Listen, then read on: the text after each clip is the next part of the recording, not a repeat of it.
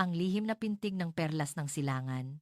Bakit nga ba ang buong mundo ay biglang nababaliw sa Pilipinas? Alam mo ba ang pambihirang pangyayari na nagaganap sa buong planeta ngayon?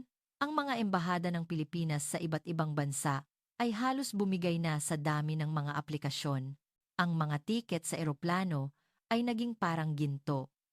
At ang mga desperadong sigaw ng ibebenta ko ang lahat para lang makapunta sa Pilipinas ay umaalingaw-ngaw sa buong mundo. Ang bugso ng pagkahumaling na ito ay umabot kahit na sa isang marangal at tradisyonal na pamilyang Maharlika sa Inglaterra.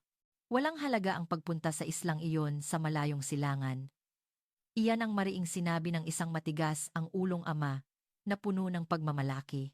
Ngunit sa sandaling tumapak siya sa lupain ng Pilipinas, ang kanyang mga paniniwala ay gumuho na parang kastilyong buhangin at sa huli, siya ay napaluha. Ano ba ang kanyang nasaksihan sa Pilipinas? At ano ang katotohanan sa likod ng Philippine Fever na ito, na naging dahilan upang gumawa ng isang espesyal na ulat maging ang BBC? Ang mukha ng Pilipinas na hindi mo alam ay malapit ng mabunyag. Ang mga aplikasyon para sa visa sa mga embahada ng Pilipinas sa buong mundo ay dagsaan at ang bilang ng mga dumarating sa Ninoy Aquino International Airport, NAIA, sa isang araw ay lumampas sa 200,000 katao. Ang kagila-gilalas na dahilan kung bakit ang buong mundo ay dumadagsa sa Pilipinas ay nabunyag na. Isang malaking kaguluhan ang nagaganap sa buong mundo dahil sa pag-aagawan sa mga tiket papuntang Pilipinas.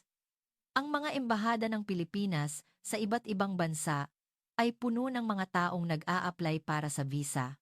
Kahit na ang presyo ng mga tiket ay ilang beses na tumaas, maririnig mo ang mga desperadong sigaw na bilhin mo na kahit magkano, na nagpapakita ng malinaw na pagkakaiba sa pagitan ng mga nakakuha ng tiket at sa mga hindi. Ang bilang ng mga dumarating sa NAIA at iba pang paliparan ay umaabot sa mga record-breaking na numero na nagpapatunay na isang pandaigdigang pagkahumaling sa Pilipinas ang nagaganap. Ang malaking alon na ito ay hindi nakaligtas kahit na sa isang marangal na pamilyang Maharlika sa Inglaterra. Nang sabihin ng kanilang pinakamamahal na mga anak na babae na nais nilang bisitahin ang Pilipinas, hindi makapaniwala ang mga magulang at sila mismo ang sumakay ng eroplano upang alamin ang katotohanan. Ngunit sa sandaling lumapag sila sa paliparan ng Pilipinas, ang kanilang mga paniniwala ay nadurog. Ano nga ba ang mayroon sa Pilipinas at bakit dagsaan ang mga tao mula sa buong mundo? Ang sitwasyong ito na naging dahilan upang gumawa ng espesyal na ulat maging ang BBC ay ilalahad na ngayon. Magandang araw. Ako si Sophie. Ipinanganak ako sa isang marangal na pamilya sa London at kasalukuyang nagtatrabaho sa isang medical research institute. Ang bawat araw ko ay pare-pareho. Gigising sa parehong oras, dadaan sa parehong ruta papunta sa trabaho, at susuriin ang parehong mga datos. Ang buhay ko ay isang serye ng mga predictable na pangyayari. O ganoon ang akala ko, hanggang sa ang aking tahimik na mundo ay gumuho isang umaga. Ordinaryong umaga lamang iyon. Ang daanan sa ilalim ng lupa ng King's Cross Station ay puno ng mga yabag ng paa, gaya ng dati. Ang pamilyar na amoy ng kape na may halong mamasa-masang hangin ay dumampi sa aking ilong. Bigla, isang malakas na sigaw ang umalingaw-ngaw. Ah! Kasabay ng isang malakas na kalabog, may nakita akong bumagsak sa sahig. Isang matandang lalaki na puti na ang buhok. Hawak niya ang kanyang dibdib, paulit-ulit na ibinubuka at isinasara ang kanyang bibig, na parang isang isdang inalis sa tubig. Tulungan niyo siya. Tumawag kayo ng ambulansya. Anong gagawin natin? Ang mga tao ay nagsisigawan lamang ngunit walang sinumang lumalapit. Ganoon din ako. Ang aking mga paa ay tila nakadikit sa sahig at hindi ako makagalaw. Malakas ang kabog ng aking puso, ngunit hindi ko alam kung ano ang dapat gawin. At sa sandaling iyon, isang boses ang narinig ko. Tabi kayo! Doktor ako! Isang lalaking may maitim na buhok at malinis na pangangatawan. Isang asyano. Ang sumugod sa gitna ng mga tao. Walang pag-aalinlangan. Lumuhod siya sa tabi ng matanda. Sir, naririnig niyo po ba ako? Tanong niya habang marahang inaalog ang balikat ng matanda. Nang walang makuhang tugon, agad niyang kinapa ang pulso sa leeg nito. Walang pulso, cardiac arrest. Ang kanyang mga kilos ay tuloy-tuloy na parang agos ng tubig. Tinanggal niya ang butones ng damit ng matanda at ipinatong ang kanyang mga kamay sa gitna ng dibdib nito. At nagsimula siyang mag-compress. 1, 2, 3. Ang kanyang boses na nagbibilang ay umalingaw-ngaw sa buong daanan. Miss, yung may pulang coat. Bigla niya akong tiningnan ng diretsyo. May AED dyan sa pader. Pakikuha po. Ang aking katawan na kanina'y nagyelo ay biglang kumilos. Nakita ko ang pulang kahon sa pader. Tumakbo ako at kinuha ito. Habang tumatakbo ako pabalik dala ang mabigat na makina, patuloy pa rin siya sa pagkompres sa dibdib ng matanda. May mga butil ng pawis sa kanyang noo, ngunit ang kanyang mga kamay ay hindi natitinag. Sige, idikit mo ang mga pad, sabi niya habang binubuksan ang AED.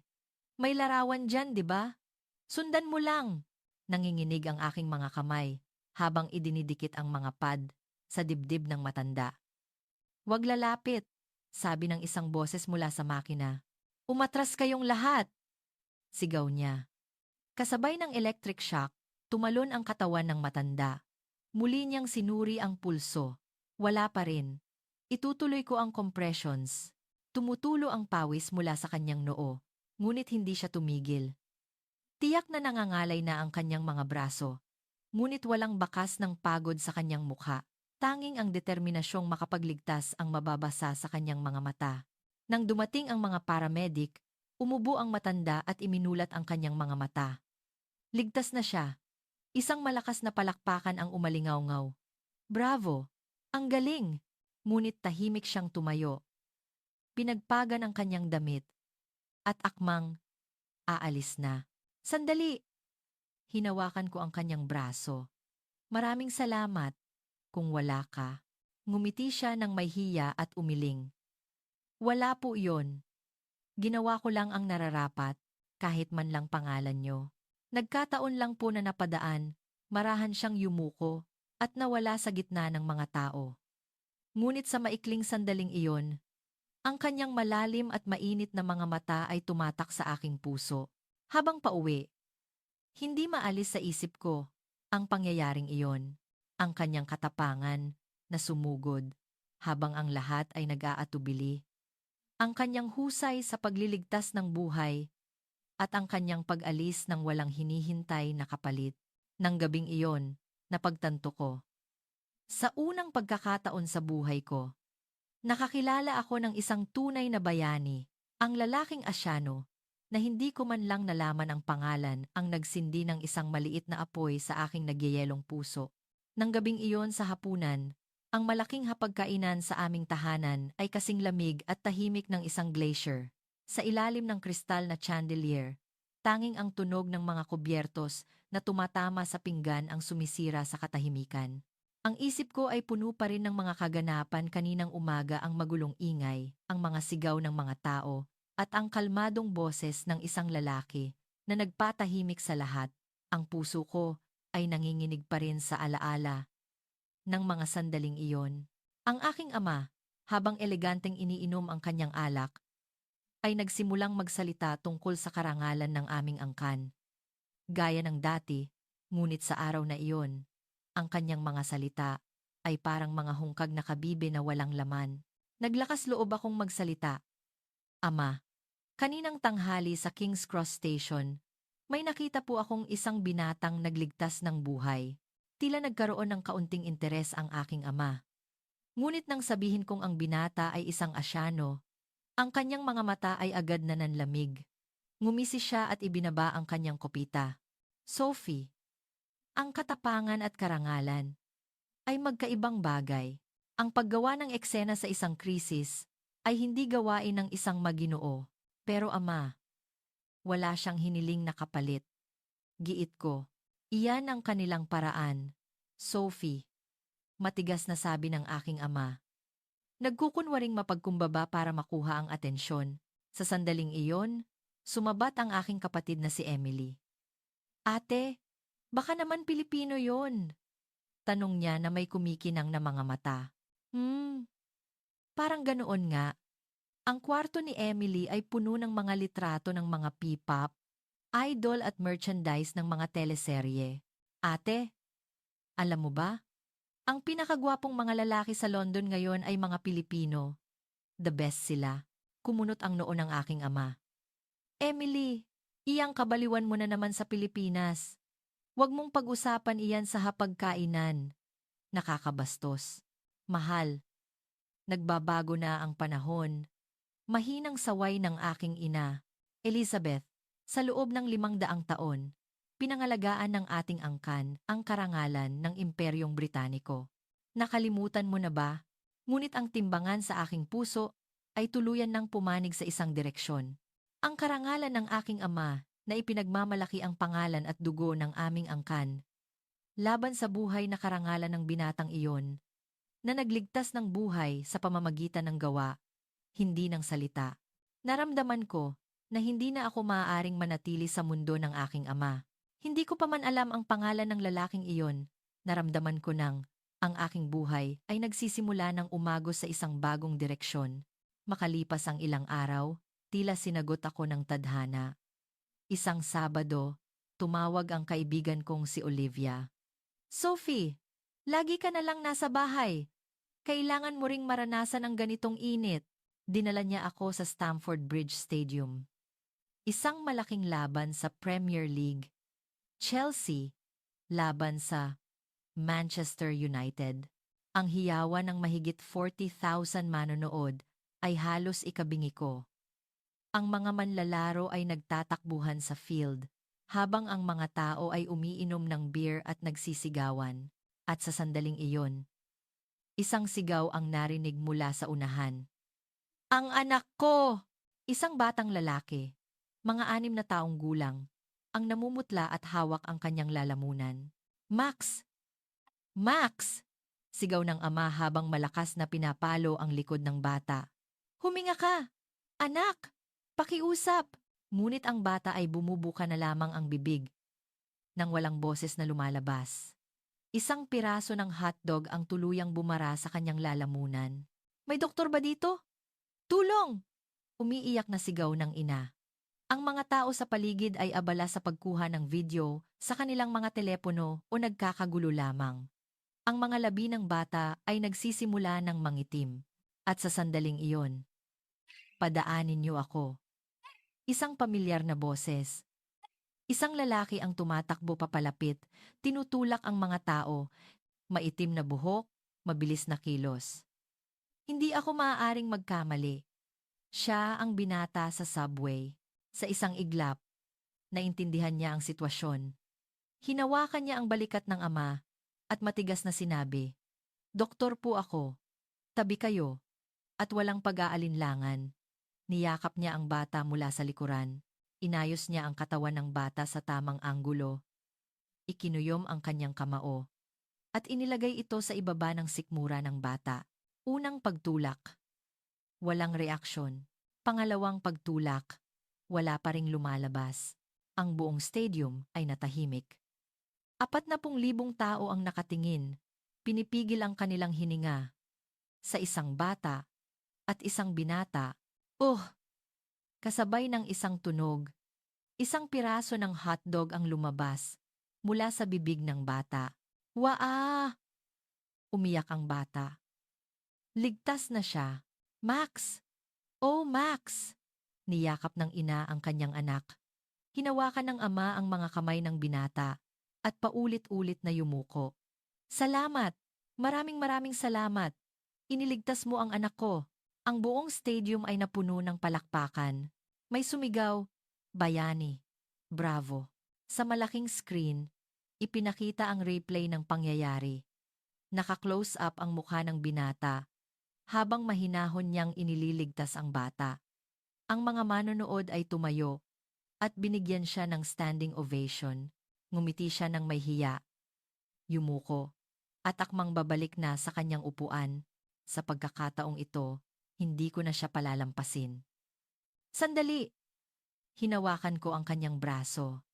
Lumingon siya, at nang makilala niya ako, nanlaki ang kanyang mga mata.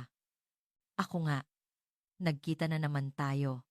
Ang puso ko ay kumakabog ng mabilis. Parang hindi na ito nagkataon lang. Ngumiti siya ng may hiya. Nagulat din ako. Hindi ko akalain na ganito kaliit ang London. Sa pagkakataong ito, sasabihin mo na ba ang pangalan mo? Tanong ko. Oo naman. Ako si Miguel. Miguel Reyes. Ako si Sophie. Sophie Windsor. Nagkamay kami. Ang kanyang kamay ay mainit at matatag. Taga-Pilipinas ka. Opo. Isa akong emergency medicine doctor. Nandito ako sa St. Mary's Hospital sa London para sa isang short-term fellowship. Kaya pala ganoon siya kahinahon at propesyonal. Fan ka ba ng Chelsea? Tanong ko. Itinuturo ang stadium. Hindi po. Aslanda hindi ako masyadong mahilig sa football.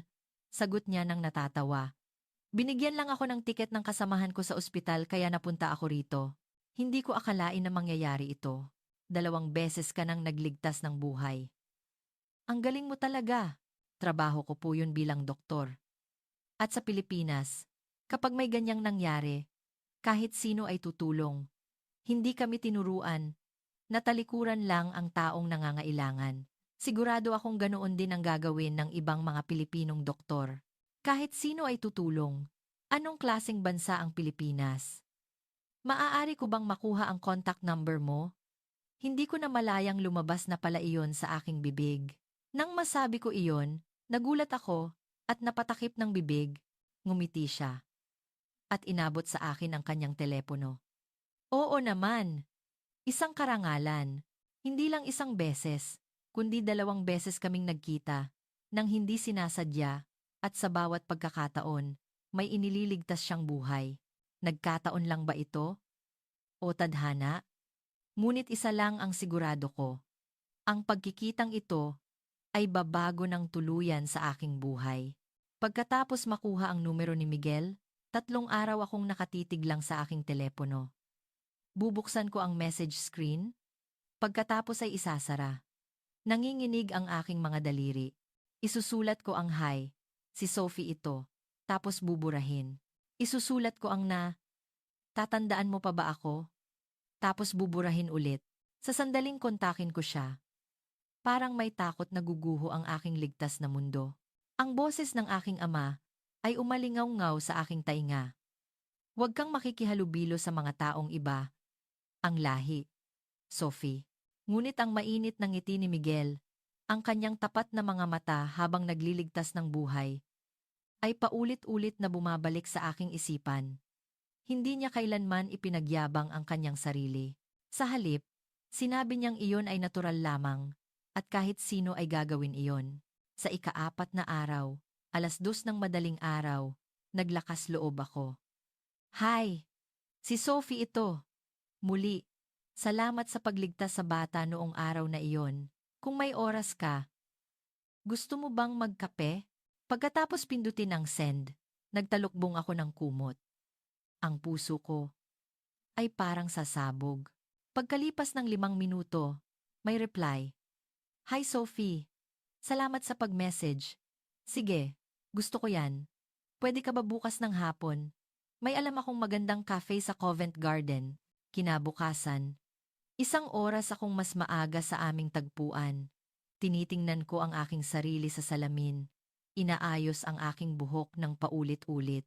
Nang dumating siya, muling kumabog ang aking puso. Kanina ka pa ba? Tanong ni Miguel, habang papalapit na may malawak na ngiti. Hindi, kararating ko lang din. Pagsisinungaling ko. Umupo kami sa isang maliit na cafe. Nakakagulat na napakagaling niyang mag-Ingles. Kumusta ang London para sa'yo? Tanong ko. Maganda, lalo na ang healthcare system. Kahanga-hanga. Ang Pilipinas ay umuunlad na rin. Pero marami pa kaming dapat matutunan. Hindi ba't magaling din ang medisina sa Pilipinas? Sa ilang aspeto, world class na kami. Kumislap ang kanyang mga mata.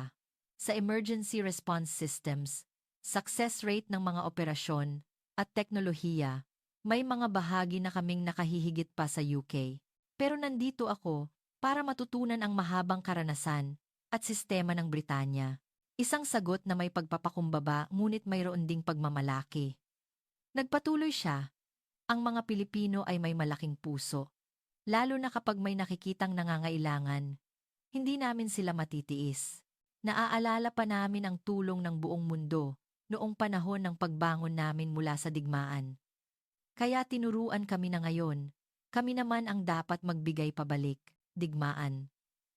Ang digmaang laging ikinukwento ng aking ama, ngunit ang digmaan sa bibig ni Miguel ay isang alaala ng pasasalamat, hindi ng sugat. Ang ganda naman ng pagtanaw ng utang na loob. Natural lang po yun. Dati, tumulong din ang Britanya sa aming medisina. Laging ikinukwento ng lolo ko na isang British medical team ang nagligtas sa kanya noon. Biglang uminit ang aking dibdib. Tinatawag ng aking ama, ang Pilipinas na isang malayong isla lamang. Ngunit naaalala pa rin nila ang tulong na natanggap nila noon. Nag-usap kami ng 3 oras. Tungkol sa medisina, kultura, at maging sa aming mga pangarap. Siya ay isang taong marunong makinig. Taos-puso siyang nakikiramay sa aking mga sinasabi. At minsan ay nagtatanong ng mga matatalinong katanungan. Sophie, bakit mo pinili ang medical data analysis? Sa totoo lang, iyon ang gusto ng aking ama. Isang trabahong stable at may dignidad daw. Ikaw, ano ang gusto mo? Iyon ba talaga ang gusto mong gawin? Walang sinuman ang nagtanong sa akin ng ganoon. Pagkatapos ng ilang sandaling pag-aalinlangan, sumagot ako. Ang totoo, gusto kong direktang tumulong sa mga tao sa field. Gusto kong maging doktor, pero sabi ng ama ko, hindi raw marangal para sa isang babae na magtrabaho na may dugo sa kanyang mga kamay. Naging seryoso ang mukha ni Miguel. Sa Pilipinas, napakaraming magagaling na babaeng doktor, at sila ang ilan sa mga pinakamarangal at respetadong tao sa aming lipunan. Simula ng araw na iyon, madalas na kaming nagkikita. Sa mga araw na wala siyang pasok, magkasama kaming pumupunta sa mga museo at naglalakad sa tabi ng River Thames. Ipinakita niya sa akin ang isang bagong mundo. Isang araw, pagkalipas ng 2 linggo, naglakas loob akong sabihin sa aking ama, Ama, may nagugustuhan po akong tao. Ibinaba ng aking ama ang kanyang dyaryo at ngumiti. Talaga? Sino? Isang anak ng marangal na pamilya mula sa Oxford. Hindi po. Isa siyang doktor. Isang doktor mula sa Pilipinas. Ang tasa ng tsaa ay nahulog sa sahig. Klang! Ang tunog ay umalingaw-ngaw sa hapagkainan. Ano? Namula ang mukha ng aking ama. Pilipinas? Hindi ba't isa iyong bansang mahirap at magulo? Isa na pong mauunlad na bansa ang Pilipinas. Ama, iba ang kultura. Bakit ka makikipag-ugnayan? Sa isang lalaking galing doon, sumabat si Emily. Papa, alam mo ba kung gaano ka-developed ang Pilipinas? Isa na silang economic powerhouse. Elizabeth! Sigaw ng aking ama sa aking ina, ngunit ang kanyang pagkiling ay matibay na parang pader. At nang gabing iyon, sa unang pagkakataon, nagpa siya akong harapin ang aking ama. Pagkatapos ng pagtatalo namin ni ama, sa unang pagkakataon ay nagsinungaling ako. Pupuntahan ko po si Olivia. Ama, ang totoo, si Miguel ang aking pupuntahan. Nakaramdam ako ng pagkakasala. Ngunit mas malakas ang kilig sa aking dibdib. Nakatagpo ko si Miguel sa Westminster Abbey.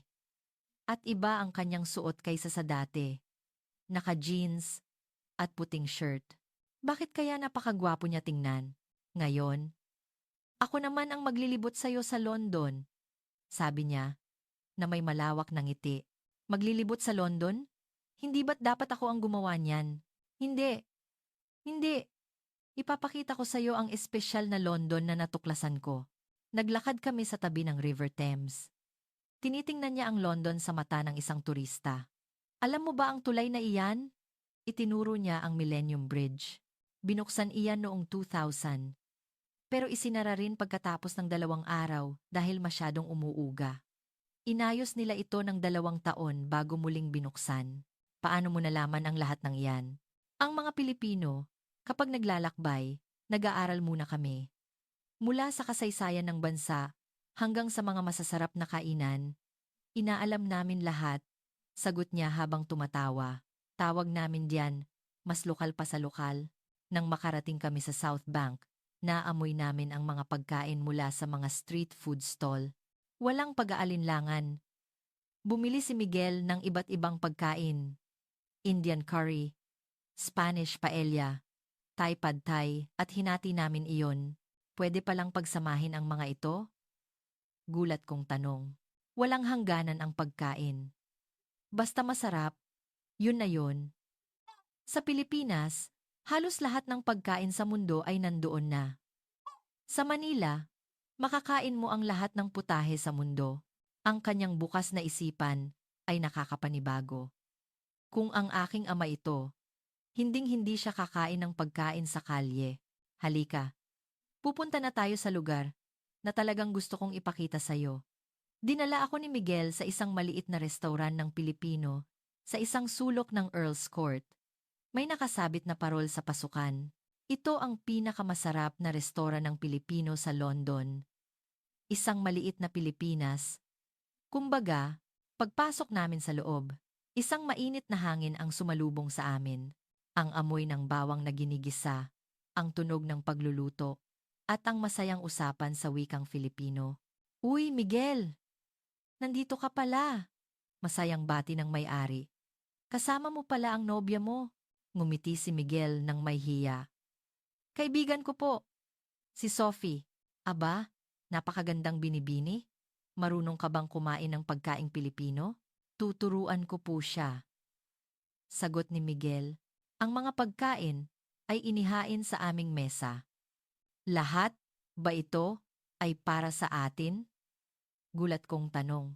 Sa Pilipinas, ang pagkain ng sama-sama ay isang kultura. Ang pagkain mag-isa ay malungkot, sabi ni Miguel. Tinuruan niya akong gumamit ng kutsara at tinidor sa tamang paraan. Hawakan mo ang kutsara sa kanang kamay at ang tinidor sa kaliwa. Nahihirapan ako. At laging nalalaglag ang pagkain. Ang hirap pala, dahan-dahan lang. Ganyan din ang mga bata sa Pilipinas sa simula. Hinawakan niya ang aking kamay para itama ang aking posisyon. Uminit ang aking mukha sa kanyang mainit na hawak. Nang matikman ko ang sinigang, nagulat ako. Maasim, malasa, at may malalim na lasa. Ang sarap! Mas masarap iyan kapag may patis, sabi ni Miguel. Iba ito sa lahat ng pagkaing British na natikman ko. Sa Pilipinas, may kasabihan kami. Ang mga taong sabay-sabay kumakain ay nagiging magkakaibigan, sabi ni Miguel, habang nilalagyan ng karne ang aking plato. Ang pagsasalo-salo sa pagkain ay pagsasalo-salo rin ng puso. Kaya naman gusto naming makasama sa pagkain ang mga taong gusto naming maging malapit.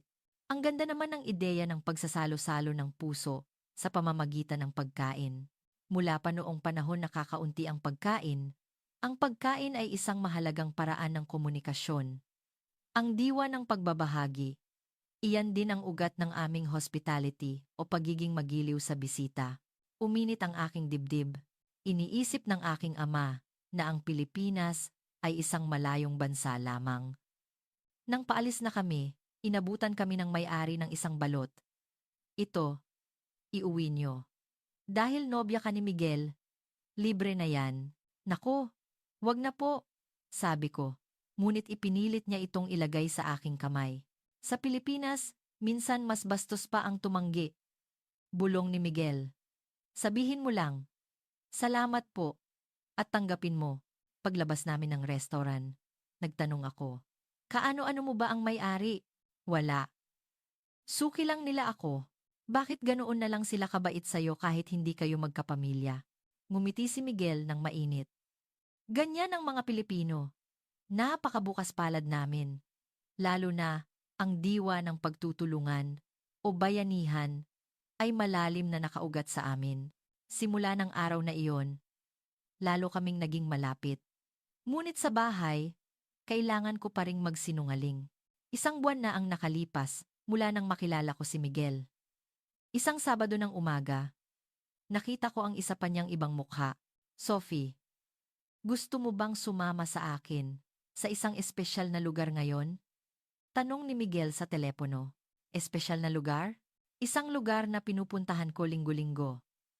Medyo mahirap ang gagawin, pero okay lang ba sa'yo? Naging interesado ako. Dinala niya ako sa isang malayong lugar, sa silangang London, kung saan maraming mga walang tirahan. Isang maliit na simbahan na may lumang karatula. Libreng klinika. Anong ginagawa mo rito? Volunteer work. Ginagamot namin ang mga taong hindi kayang magpagamot sa ospital. Pagpasok namin sa loob, naamoy ko ang disinfectant kasama ng ilang dosenang mga walang tirahan. Iba't ibang klase ng tao mula sa matatanda hanggang sa mga kabataan. Doc Miguel! Isang matandang lalaki ang masayang ngumiti nang makita si Miguel. Dumating ka na naman pala ngayong linggo. George, kamusta na ang tuhod mo? Salamat sa'yo. Mas mabuti na. Talagang epektibo ang gamot na ibinigay mo. Nagsuot si Miguel ng puting coat at nagsimulang mag-check up. Tumulong ako sa tabi niya. Inaayos ang mga gamit medikal at nagsusulat sa mga chart. Ang unang pasyente ay isang babaeng may malalang ubo. Habang nakikinig sa kanyang dibdib gamit ang stethoscope, nagtanong si Miguel, "Kailan pa po kayo inuubo, Mary?" "Mga 1 buwan na." "Pero wala akong pera para magpa-ospital." Mahinahon siyang sinuri ni Miguel. Pagkatapos, kumuha siya ng gamot mula sa kanyang bag at ibinigay ito. "Ito po, para sa 1 linggo. Ubusin niyo po lahat, ha? At magkumot kayo ng mas makapal sa gabi." "Dok, ang bayad po." "Huwag niyo na pong isipin yon. Isang pangako na lang po. Inumin niyo ang gamot at bumalik kayo sa susunod na linggo." Naluha ang babae. "Salamat." Doc Miguel, ang pangalawang pasyente, ay isang veteranong paika-ika maglakad. Lumuhod si Miguel at tiningnan ang kanyang paa. "Sumasakit na naman po ang dati niyong sugat, Michael. Naiintindihan ko po. Mahirap po talaga yan." Biglang lumambot ang mukha ng matanda. "Ikaw pa lang ang unang doktor na nakaintindi sa sakit na nararamdaman ko." Maingat na ginamot ni Miguel ang sugat at seryoso siyang nakinig sa mga kwento ng matanda. Sa loob ng 3 oras, walang tigil si Miguel sa pagtingin sa mga pasyente. Ang nakakagulat ay naaalala niya ang pangalan at sakit ng bawat isa.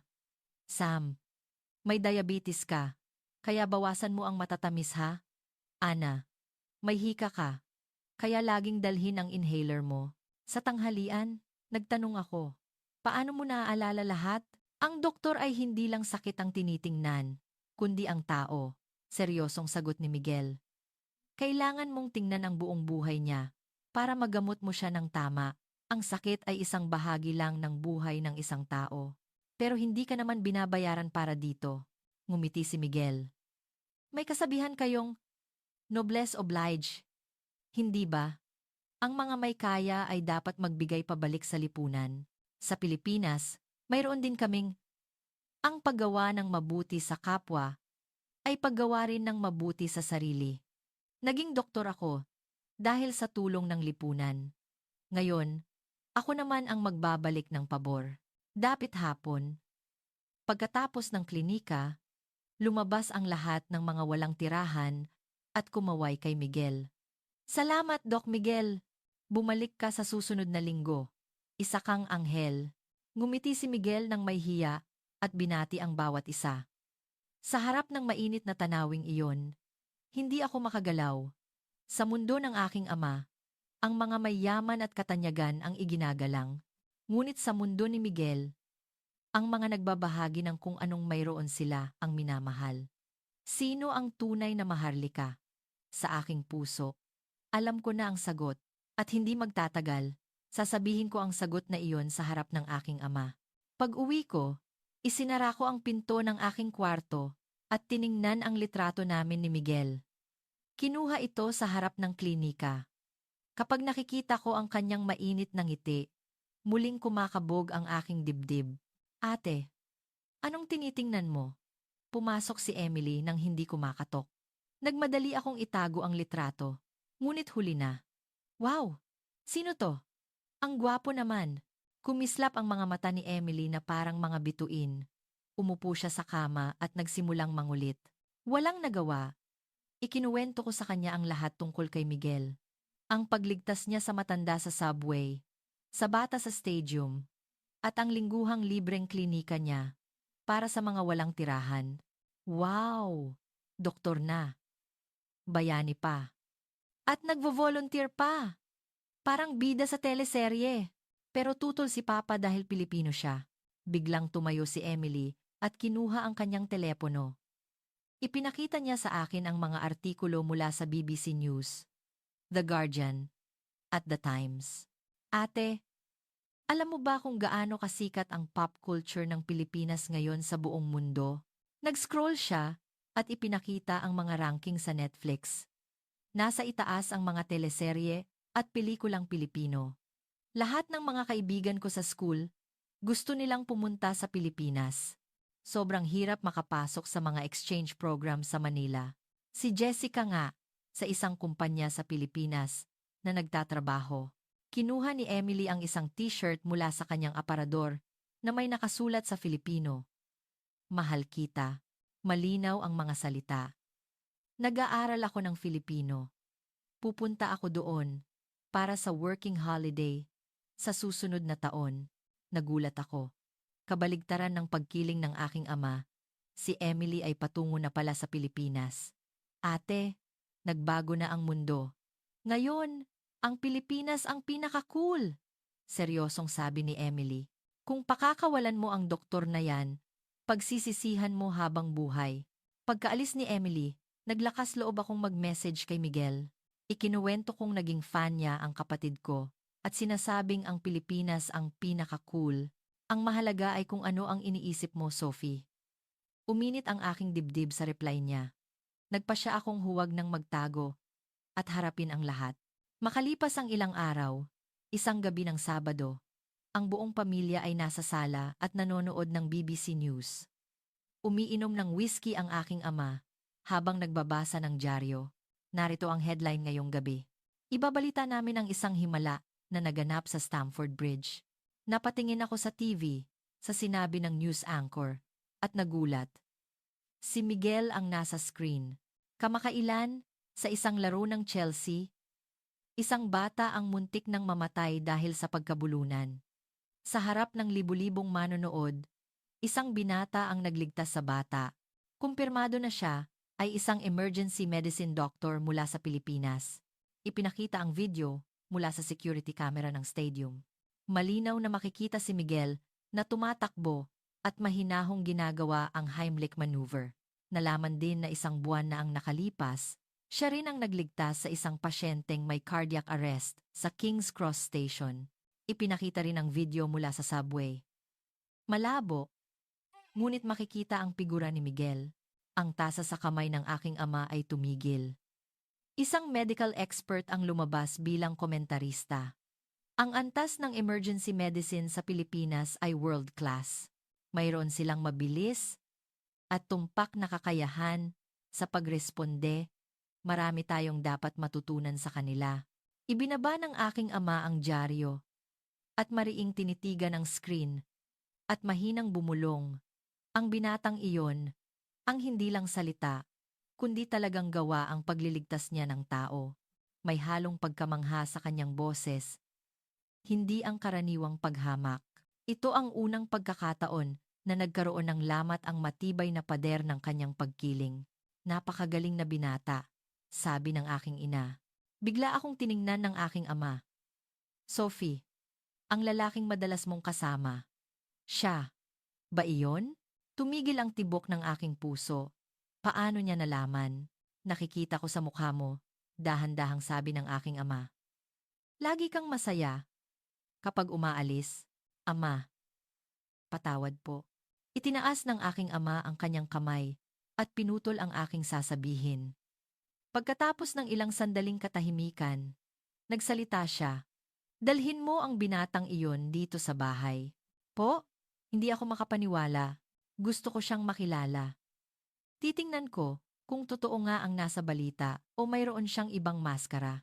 Nang gabing iyon, tinawagan ko si Miguel. Gusto kang makilala ng aking ama. Sa wakas, dumating na rin ang pagkakataon. Masaya akong formal na makapagpakilala sa kanila. Ang hapunan makalipas ang ilang araw ang magiging mapagpasya. Magagawa kaya ni Miguel nagibain ang matigas na pader ng aking ama? 7:00 ng gabi Biyernes, tumunog ang doorbell. Kasabay nito ang malakas na kabog ng aking puso. Pagbukas ko ng pinto, nakatayo si Miguel. Nakasuot siya ng itim na suit, may madilim na kurbata, at may dalang isang palumpo ng bulaklak at isang bote ng alak. Maayos ang kanyang buhok at makintab na parang salamin ang kanyang sapatos. Magandang gabi, Sophie. Mahinahon siyang ngumiti. Pagpasok namin, nakaupo na ang aking ama. Ang kanyang mga mata ay sinusuri si Miguel. Mula ulo hanggang paa, mainit siyang tinanggap ng aking ina. Habang si Emily naman, ay kumakaway na may kumikinang na mga mata. Maupo ka. Malamig na sabi ng aking ama. Magalang na nagbigay-pugay si Miguel. Magandang gabi po, Lord Richard. Isang karangalan na makilala kayo. Ako po si Miguel Reyes. Perpekto ang kanyang British style na pagbati. Tila nagulat din ang aking ama. Ngunit hindi niya ipinakita. Nagsimula ang hapunan. Pagkatapos ng ilang sandaling katahimikan, nagsalita ang aking ama. 32 taong gulang ka. Nagtatrabaho sa isang university hospital sa Maynila, sa Emergency Medicine Department.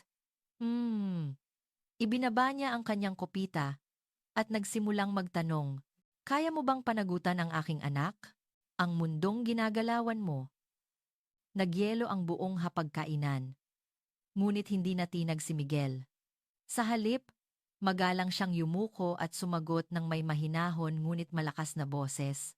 Lord Richard, habang nag-aaral ako ng medisina, lagi kong iginagalang ang bansang Inglaterra.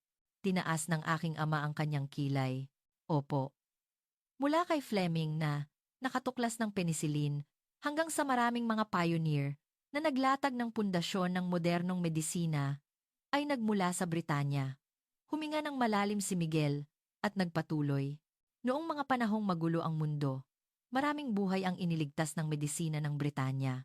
Ang aking lolo ay isa sa mga nailigtas. At habang buhay niyang tinanaw, na utang na loob iyon. Bahagyang nagbago ang ekspresyon ng aking ama. Hindi niya inaasahan ang ganitong sagot. Ang mga Pilipino ay hindi nakakalimot sa utang na loob. At tinuruan kami na dapat itong ibalik sa lipunan. Iyon din ang dahilan kung bakit ako napunta rito sa Britanya upang matutunan ang inyong advanced na medical system. At makapag-ambag, hindi lang sa aking bansa, kundi sa buong mundo. Tumingin sa akin si Miguel at nagpatuloy. Ang pagmamahal ko kay Sophie ay ganoon din. Ang mahalagang koneksyon na ito na natanggap ko, ibabalik ko sa pamamagitan ng mas malaking kaligayahan habang buhay. Sa amin po, tinatawag namin itong pagtanaw ng utang na loob. Katahimikan ang bumalot sa hapagkainan. Tinitigan ng aking ama si Miguel. Hindi lamang ito isang simpleng pagpapahayag ng pag-ibig. Ito ay isang sagot na may kasamang paggalang sa kasaysayan at pilosopiya. Napakalalim mag-isip ng binatang ito, sabi ng aking ina. Ngunit hindi pa rin nawala ang pagdududa sa mga mata ng aking ama. Kahit sino ay kayang magsalita. Ngunit ang Pilipinas ba ay isang lugar na karapat-dapat para sa aking anak? Ibang kultura, ibang kaugalian, isang malayong isla sa silangan. Ang Pilipinas po ngayon ay isa sa mga pinakaligtas at pinakamaunlad na bansa sa mundo. Ang Maynila ay sinasabing mas ligtas pa kaysa sa London. At ang aming ekonomiya ay isa sa mga nangunguna sa mundo, natigilan ang aking ama. Tila naguguluhan siya sa katotohanang mas maunlad ang Pilipinas kaysa sa inaakala niya. Biglang tumayo si Emily. Papa, huwag mong husgahan base sa lumang kaalaman at pagkiling. Emily, bakit hindi na lang tayo pumunta sa Pilipinas at tingnan natin mismo? Malalaman natin ang totoo kapag nakita na natin. Isang biglaang suhestyon, ngunit sa isang banda, ito ang pinakatiyak na solusyon. Mag-family trip tayo sa Pilipinas. Masayang sigaw ni Emily. Ako na ang bahala sa lahat, mula sa tiket hanggang sa hotel. Tiningnan ng aking ama si Emily na parang hindi makapaniwala. Ngunit sa sandaling iyon, nagsalita si Miguel. Magandang ideya po iyan. Ako po ang magiging gabay ninyo. Gusto kong ipakita sa inyo ang tunay na Pilipinas. Tumingin ng matalim ang aking ama. Ang Pilipinas na gusto mong ipakita, ganoon ba? Hindi po, matigas na sagot ni Miguel. Ang Pilipinas kung ano talaga ito. Ang liwanag at ang anino. Lahat po. Isang mahabang katahimikan. At isang hindi inaasahang salita ang lumabas sa bibig ng aking ama. Sige, nagyelo ang hapagkainan.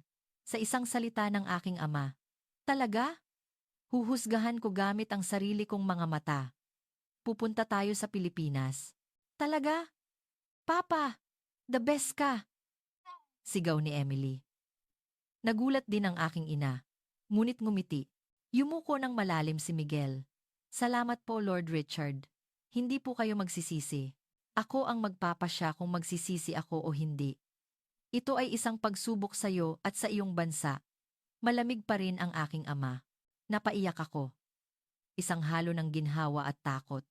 Kinuha na ni Emily ang kanyang telepono at naghahanap na ng tiket. Philippine Airlines. Business class. Ito. Maganda to. Emily. Kumalma ka. Bumuntong hininga ang aking ama. Ngunit hindi ko napalampas ang bahagyang pag-angat ng gilid ng kanyang labi. Tumayo si Miguel. Gagawa po ako ng itinerary. At ipapadala ko sa inyo. Para makita ninyo ang nakaraan, kasalukuyan, at hinaharap ng Maynila. Pagkaalis niya, nagkagulo si Emily sa sala.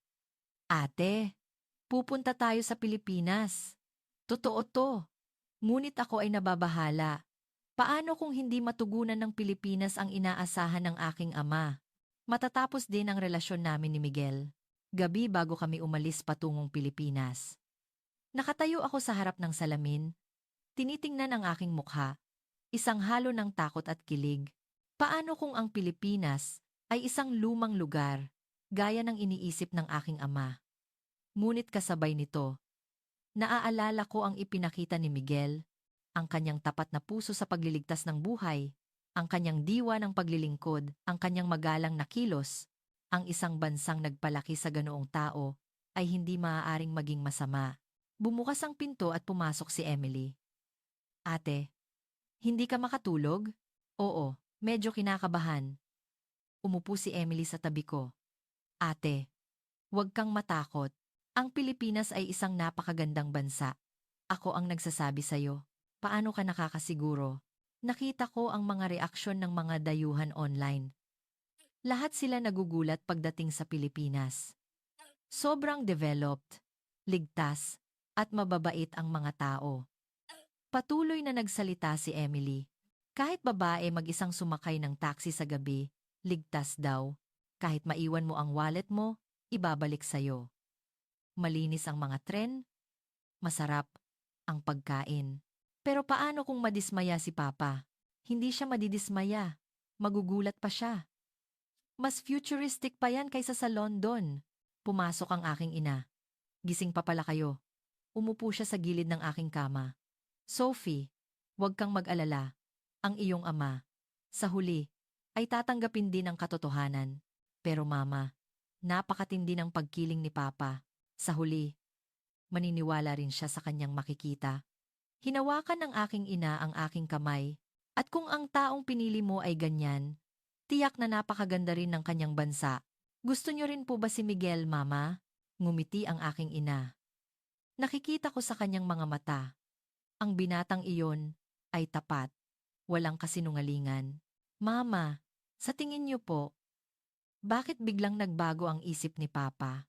Nag-isip sandali ang aking ina. Ang iyong ama ay humahanga sa mga taong kumikilos, ang pagligtas ni Miguel ng dalawang buhay, at ang kanyang matapang na pagpapahayag ng kanyang saloobin kanina, iyon ang nagpabago sa kanyang puso. 2:00 ng madaling araw. Hindi pa rin ako makatulog. Sa labas ng bintana, tanaw ang mga ilaw ng London. Pagkatapos ng 24 oras, nasa Maynila na kami, sa bansa ni Miguel. Ang bansang kanyang ipinagmamalaki. Sa wakas, nagpasya ako. Hindi ako matatakot. Huhusgahan ko gamit ang sarili kong mga mata, hindi ang pagkiling ng aking ama. Naramdaman kong babaguhin ng biyaheng ito ang aking buhay. At ang kutob na iyon ay nagkatotoo. Pagkatapos ng 4 na oras na biyahe, dumating kami sa Ninoy Aquino International Airport. Mula sa pagbukas ng pinto ng eroplano, nagsimula na ang aming pagkamangha. Welcome to the Philippines, ma'am, sir. Isang ngiting bumungad sa amin mula sa mga staff ng paliparan. Hindi robot, kundi mga taong may nag-uumapaw na init at galak. Nagulat si Emily. Wow, ang babait nila. Sobrang friendly. Tahimik na pinagmasdan ng aking ama ang paligid. Malinis ang sahig, maliwanag ang mga ilaw, at may mga digital screen na nagpapakita ng magagandang tanawin ng Pilipinas. Ang hangin ay puno ng sigla. Nang makarating kami sa immigration, mabilis ang pila. Passport please, ma'am. Sabi ng staff na may ngiti. Ngumiti si Miguel. Lord Richard, mayroon pong e-gates. Tumingin lang po kayo sa camera. Sinubukan ito ng aking ama. At sa isang iglap, tapos na ang proseso. Wala pang 10 segundo. Paano?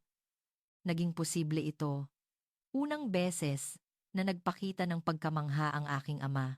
Gumagamit po ang Pilipinas ng mga makabagong sistema. Paliwanag ni Miguel. Isa po ito sa mga pinaka-episyenteng paliparan sa Asya. Sa baggage claim, muli kaming nagulat. Ang aming mga bagahe ay naroon na, maayos na nakahanay at binabantayan ng isang staff. Napakagalang, bulong ng aking ina. Sumakay kami ng tren papunta sa lungsod. Wow! May libreng wifi, sigaw ni Emily.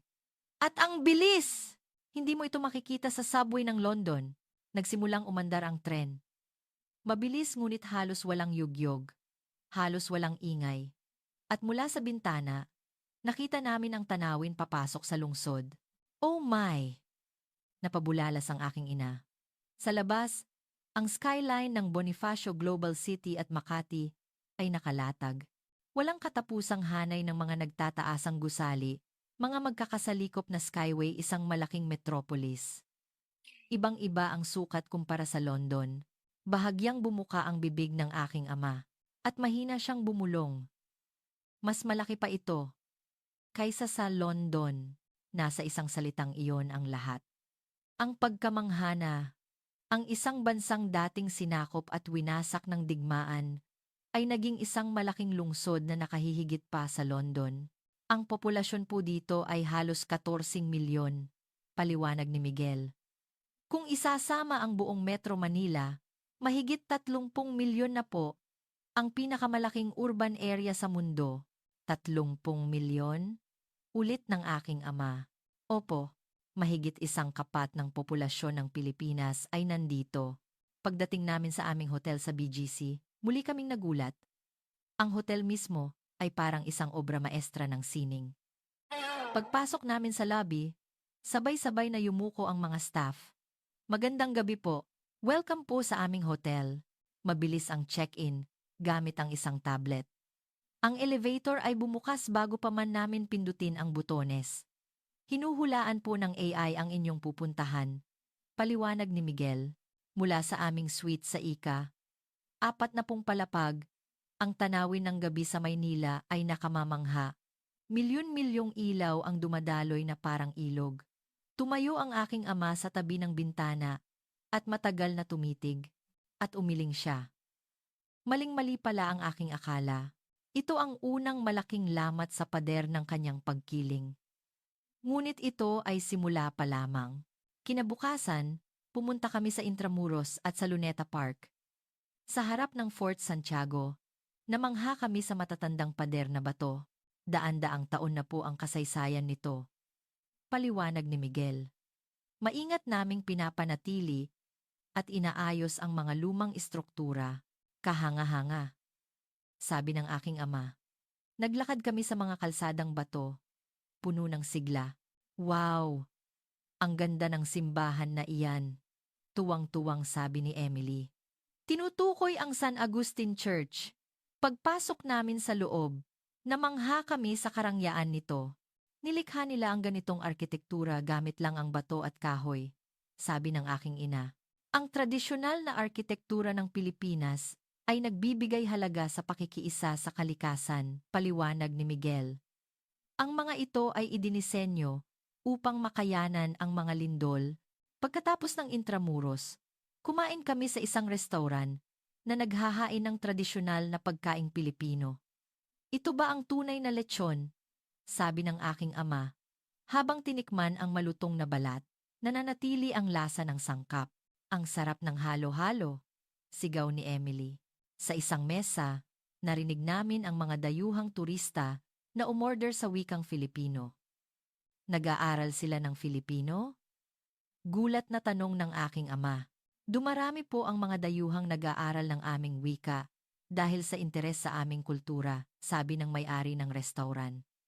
Malaki rin po ang impluensya ng aming mga teleserye at musika. Gabi, habang pabalik kami sa hotel, sinabi ng aking ama, hindi ko akalain na ganito nila pinapahalagahan ang kasaysayan. Akala ko, isa lang itong modernong bansa. Nang gabing iyon, nag-message si Miguel. Kamusta ang araw nyo? Parang unti-unti nang bumubukas ang isip ni ama. Sagot ko. Oo. Unti-unti nang gumuho ang pader ng pagkiling. Sa ikatlong araw, ipinakita sa amin ang kasalukuyan ng Maynila. Ang una naming destinasyon ay ang Makati Central Business District. Tingnan nyo ang taas ng mga gusaling iyan. Sabi ni Emily, mas matataas pa kaysa sa The Shard sa London. Mula sa isang rooftop bar, ang tanawin ng Maynila ay nakakahingal. Pagkatapos, pumunta kami sa isang malaking mall. Ang dami ng tao ay nakakagulat. Paano sila nakakalakad nang hindi nagbabanggaan? Obserbasyon ng aking ama. May kaayusan sila. Ang pagiging disiplinado ng mga Pilipino ay kilala sa buong mundo. Paliwanag ni Miguel, bumisita kami sa isang showroom ng mga produktong Pilipino. Lahat ba ito ay gawa sa Pilipinas? Gulat na tanong ng aking ina. Mga muebles na gawa sa kahoy, mga damit na hinabi, mga produktong teknolohiya. Ang Pilipinas ay isang bansa ng mga malikhaing tao, sabi ng staff ng may pagmamalaki. Hinawakan ng aking ama ang isang high-tech na gadget. Posible pala ang ganitong teknolohiya. Kahanga-hanga. Pagkatapos ng hapunan, dinala kami ni Miguel sa isang 24 oras na coffee shop. 10:00 na ng gabi, ngunit puno pa rin ito ng mga taong nag-aaral at nagtatrabaho. Masipag po ang mga Pilipino, sabi ni Miguel. Sa kabilang mesa, may isang dayuhan na nag-aaral ng Filipino. Bakit ka nag-aaral ng Filipino? Tanong ni Emily. Gusto kong magtrabaho sa isang kumpanya sa Pilipinas. Sagot ng isang binatang Amerikano. Gusto ko ang kultura. Ligtas dito. At napakasarap ng pagkain. Ang P-pop. Mga pelikula. Fashion. Lahat cool. Dagdag ng isang babaeng Pranses. Lampas 11:00 na ng gabi, ngunit maliwanag pa rin ang mga kalsada. Mga convenience store, restaurant, karaoke lahat bukas. Hindi talaga natutulog ang lungsod na ito, sabi ng aking ama. Pero ligtas ba? Sa sandaling iyon, isang grupo ng mga kabataang babae ang dumaan na nagtatawanan. Gabi na, ngunit wala silang bahid ng takot. Ang Pilipinas po ay isa sa mga pinakaligtas na bansa sa mundo, may kumpiyansang sabi ni Miguel. Kahit babae mag-isang maglakad sa gabi, ligtas po. Sa taxi pabalik sa hotel. Sinabi ng aking ama, ang enerhiya ng lungsod na ito ay kamangha-mangha. Mas masigla pa kaysa sa London. Nang gabing iyon, pumasok si Emily sa aking kwarto. Ate, parang sobrang gulat ni Papa. Sabi niya, hindi niya akalain na ganito kaganda ang Pilipinas. Oo. Mabilis na gumuho ang pader. Nang pagkiling, ang ikaapat na araw ay espesyal. Inimbitahan kami sa bahay ng mga magulang ni Miguel. Pupunta kaya si Papa? Nag-alala ako. Ngunit sa aking gulat, pumayag siya. Kailangan kong makita ang kanilang tunay na pamumuhay para lubos kong maintindihan. Nakatira ang mga magulang ni Miguel sa isang magandang bahay, sa isang gated community. Pagpasok pa lang, sunod-sunod na ang aming pagkamangha. Tuloy po kayo! Masayang bati ng ina ni Miguel. Salamat po sa pagdating. Sa loob ng bahay, namangha kami sa eleganteng interior. Mula sa bintana ng sala, tanaw ang luntiang hardin. Napakaganda po ng tanawin, sabi ng aking ina. Sa hapagkainan, isang piging ang nakahain. Lechon, kare-kare, sinigang, at iba't ibang uri ng pagkaing dagat. Kayo po ba ang nagluto ng lahat ng ito? Gulat na tanong ng aking ina.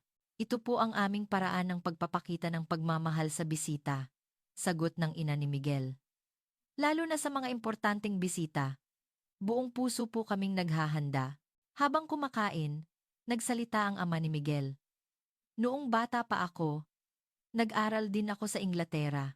Marami akong natutunan doon. Talaga po, naging interesado ang aking ama. Noong panahong iyon, ang Britanya ang aming hinahangaan. Hanggang ngayon, iginagalang namin ito. Ngunit ngayon, mayroon na ring sariling lakas, ang Pilipinas. Anong lakas po iyon? Ang pagiging detalyado at ang pagkakaisa. Sa medisina man o teknolohiya, ang mga Pilipino ay nagbibigay pansin sa maliliit na detalye. Habang nagbabalat ng prutas ang ina ni Miguel, sinabi niya, napanatag po ang loob ko, na si Sophie ay isang napakabuting tao. Napakaswerte ng aming anak. Hindi po, ako po ang masuwert, sabi ko ng may hiya. Hindi mahalaga ang lahi. Ang mahalaga ay ang pagiging mabuting tao. Halos maiyak ako sa init ng kanilang pagtanggap. Tila naantig din ang aking ama. Pagkatapos ng hapunan, ipinakita ng ama ni Miguel ang kanyang library. Puno ng libro ang isang buong pader. Maraming libro tungkol sa medisina. Sabi ng aking ama, kalahati po niyan ay mga aklat sa Ingles. Kumuha ng isang libro ang ama ni Miguel. Pamilyar po ba kayo sa librong ito? Isang medical textbook mula sa Oxford. Ah, ang librong ito. Iminumungkahi ko rin ito sa aking mga estudyante. Masayang sabi ng aking ama. Agad silang nagkasundo sa pag-uusap tungkol sa medisina. Magkaiba man ang espesyalidad, mayroon silang pagkakaintindihan bilang mga propesyonal sa medisina. Pag-alis namin, binigyan kami ng ina ni Miguel ng pasalubong isang magandang bayong na puno ng mga kakanin. Isang maliit na alaala po sa inyong pagbisita. Maraming salamat po, naantig na sabi ng aking ina. Sa kotse, sinabi ng aking ama, napakabuting mga tao.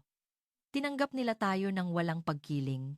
Iyon ang araw na naramdaman namin ang puso ng Pilipinas. Sa huling gabi, dinala kami ni Miguel sa isang espesyal na lugar. Isang cruise sa Manila Bay. Dito po pinakamagandang pagmasdan ang gabi sa Maynila, sabi ni Miguel. Nang magsimulang umandar ang barko, isang panoramic view ng skyline ng Maynila ang bumungad sa amin.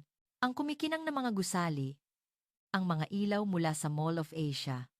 Hindi ka panipaniwala, sabi ng aking ama. Ito ang bansang bumangon mula sa abo ng digmaan. May live band na tumutugtog sa barko.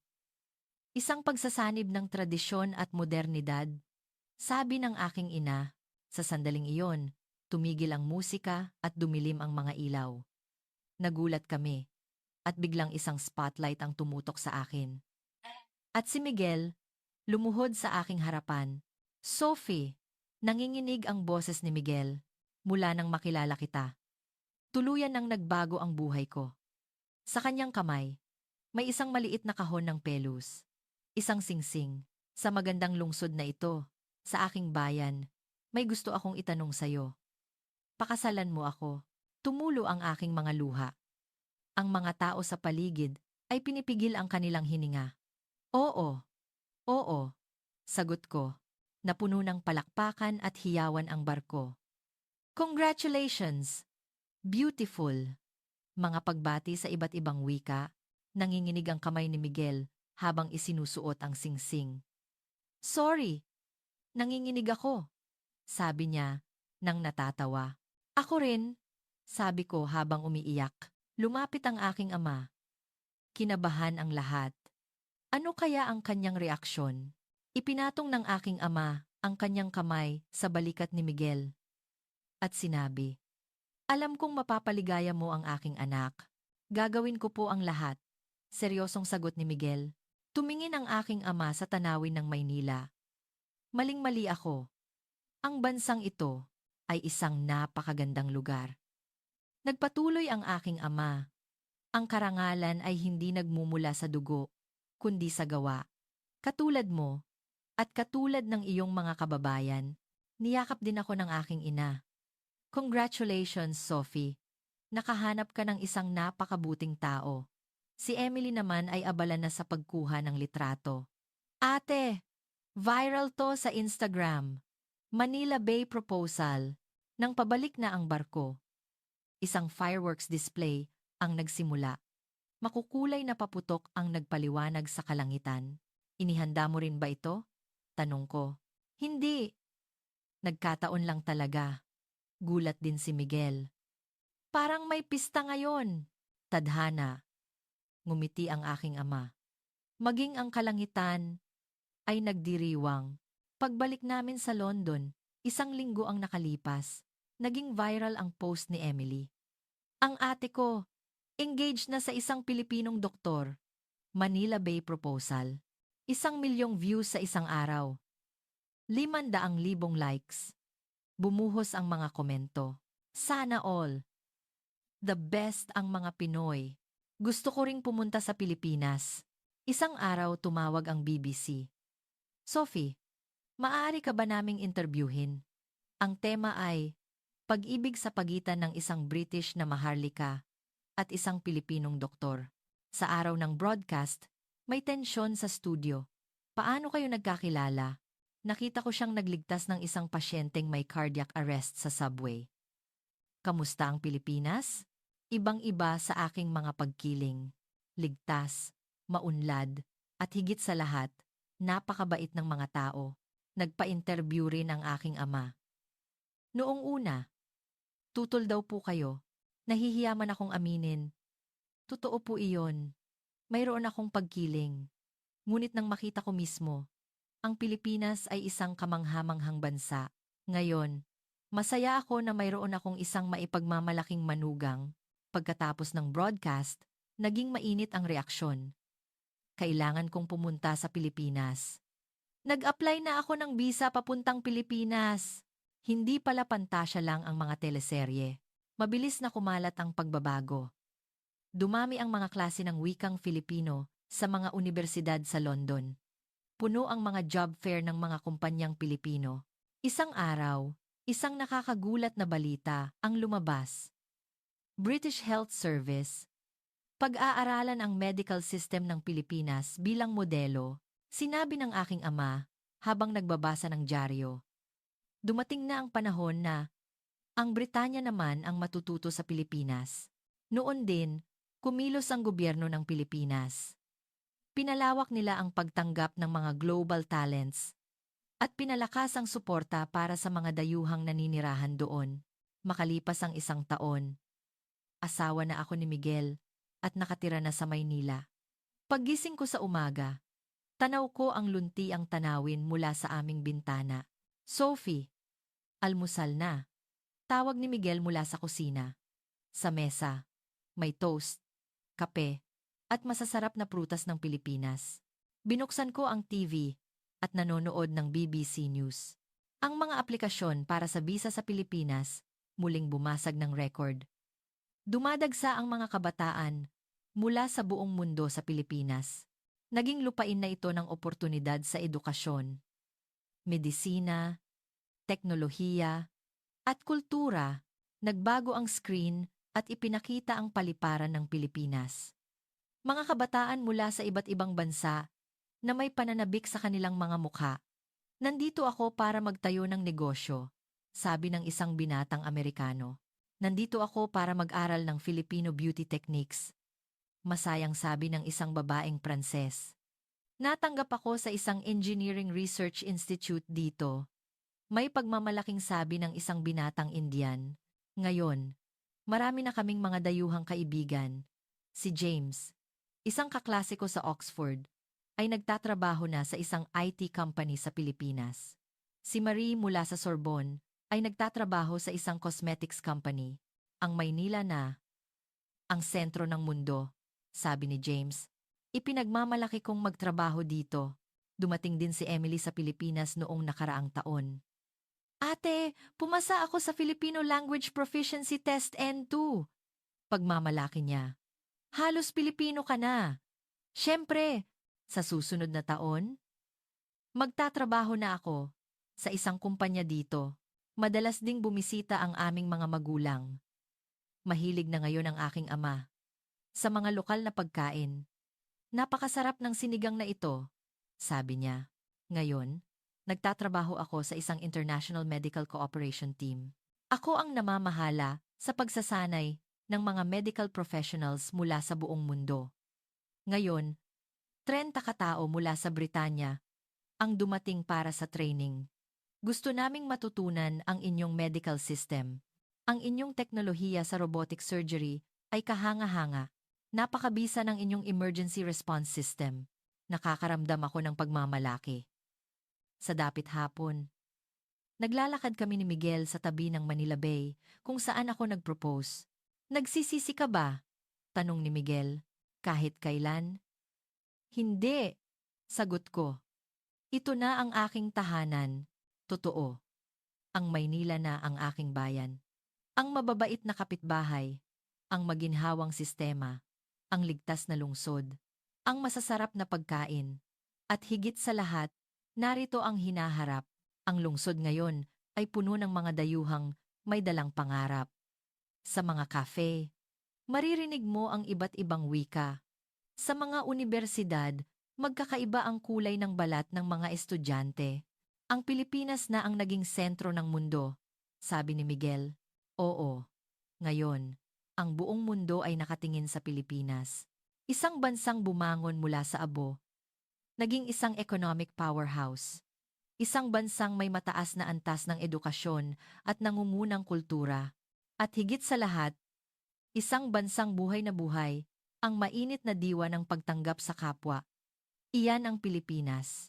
Sa labas ng bintana, kumikinang ang mga ilaw ng gabi sa Maynila, ang nag-aalab na enerhiya ng lungsod na ito, ang humihila sa buong mundo.